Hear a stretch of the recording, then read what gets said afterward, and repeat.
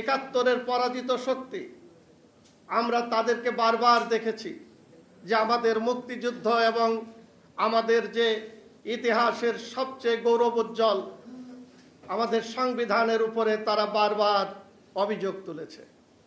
এমনকি অন্তর্বর্তীকালীন সরকার জাতীয় জুলাই ঘোষণা, সেখানেও তারা বলেছে যে ৭২-এর সংবিধানের প্রণয়ন পদ্ধতি এবং কাঠামোগত দুর্বলতা। আমরা গণফোরামের পক্ষ থেকে সেখানে প্রতিবাদ করে বলেছিলাম যে মহান মুক্তিযুদ্ধের মধ্য দিয়ে আমরা যে স্বাধীনতার ঘোষণাপত্র, যে প্রক্লেমেশন অফ ইন্ডিপেন্ডেন্স, সেখানে ক্লিয়ার বক্তব্য আছে যে আমরা ১৯৭০ সালে নির্বাচিত হয়ে পাকিস্তান কাঠামোর মধ্যে সংবিধান প্রণয়ন সম্ভব ছিল না বলেই মুক্তিযুদ্ধ ঘোষণা করা হলো এবং মুক্তিযুদ্ধের মধ্য দিয়ে স্বাধীন সার্বভৌম বাংলাদেশ প্রতিষ্ঠা করে আমরা সংবিধান প্রণয়ন করব এবং সেই যে প্রক্লেমেশন অফ ইন্ডিপেন্ডেন্স, সেইটার ভিত্তিতে মুক্তিযুদ্ধের পরে ১৯৭২ সালে সংবিধান প্রণয়ন করা হয়। সুতরাং এই সরকার ৭২-এর সংবিধানের কাঠামোগত এবং তার প্রণয়ন পদ্ধতি নিয়ে যে প্রশ্ন তুলেছে, তার মধ্য দিয়ে মুক্তিযুদ্ধকেই অস্বীকার করার একটি অপতৎপরতা আমরা লক্ষ্য করেছি। এটা আমরা প্রতিবাদ করেছি ঐকমত্য কমিশনকে।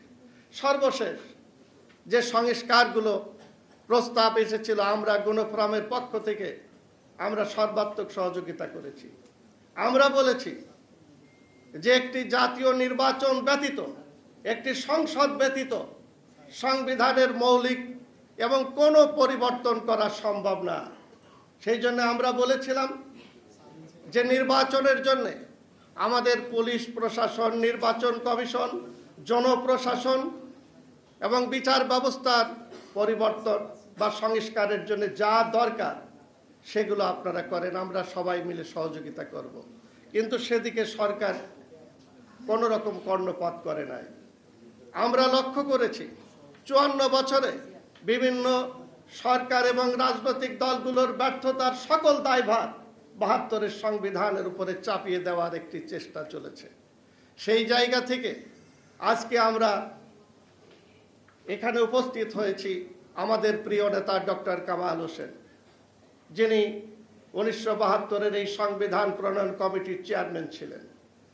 তিনি শুধু বাংলাদেশের প্রথম পররাষ্ট্র এবং আইন মন্ত্রী হিসাবে এই সংবিধানের প্রণয়নের সাথেই যুক্ত ছিলেন তা না, মুক্তিযুদ্ধ থেকে শুরু করে জাতিসংঘে বাংলাদেশের সদস্য পদ লাভ এবং বাংলাদেশের পতাকা প্রথম জাতিসংঘে উত্তোলন করে বাংলাদেশের ইতিহাসের একজন সাক্ষী।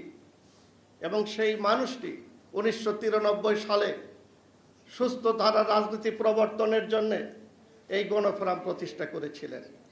আমরা আজকে এই জায়গায় দাঁড়িয়ে বলতে চাই যে মুক্তিযুদ্ধ এবং ৭২-এর সংবিধান এবং আমাদের রাষ্ট্র কাঠামো, বাংলাদেশের প্রতিষ্ঠা, এগুলো নিয়ে যারা তির্যক মন্তব্য করবে, আমাদের মুক্তিযুদ্ধ এবং সংবিধানকে যারা প্রশ্নবিদ্ধ করবে, তাদের সঙ্গে আমাদের রাজনৈতিক সমঝোতা হতে পারে না। সবশেষে আমরা বলতে চাই, এই অন্তর্বর্তীকালীন সরকারের দায়িত্ব একটি অবাধ, সুষ্ঠু, নিরপেক্ষ নির্বাচন অনুষ্ঠান করে নির্বাচিত সরকারের কাছে দায়িত্ব হস্তান্তর করা এবং সংস্কারের জন্য আমরা যে ৩০টি রাজনৈতিক দল সেখানে একসাথে ঐকমত্য পোষণ করেছি, যে বিষয়গুলো নিয়ে আমরা ঐকমত্য পোষণ করেছি এবং আমরা নোট অফ ডিসেন্ট দিয়েছি, এটা একটি রাজনৈতিক সমঝোতার দলিল। এই রাজনৈতিক সমঝোতার দলিলে আমরাও স্বাক্ষর করেছি। সেই দলিল বাস্তবায়নের জন্য আগামীতে যারা নির্বাচিত হবে, তারা যদি এই সমঝোতার দলিলে যেখানে ঐকমত্য পোষণ করেছে তা বাস্তবায়ন করতে ব্যর্থ হয়, জনগণের কাছেই তাদের রাজনৈতিক অপমৃত্যু হবে। সুতরাং জনগণের কাছে ছেড়ে দেওয়া দরকার, কারণ আমাদের সংবিধান বলছে প্রজাতন্ত্রের মালিক জনগণ।